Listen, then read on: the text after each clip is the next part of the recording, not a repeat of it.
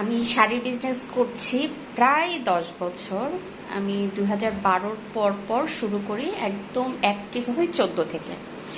এই এত বছর আমার কখনো আলসামি লাগে নাই। লাস্ট 6 মান্থ আমি কাজের আমার পার্সোনাল জবের চাপে আমার এত আমি কখনো আমার এরকম হয় নাই যে শাড়ির ছবি তুলতে বা ভিডিও করতে আমার বিরক্ত লাগবে বা আলসেমি লাগবে। এই ফার্স্ট লাস্ট 6 মান্থ আমি যে কি পরিমাণ প্রেশারে আছি, আমার মনে হয় না যে আমি এগুলো করি। এই সে খালি অফিস আর অফিস, অফিসের প্রেশার।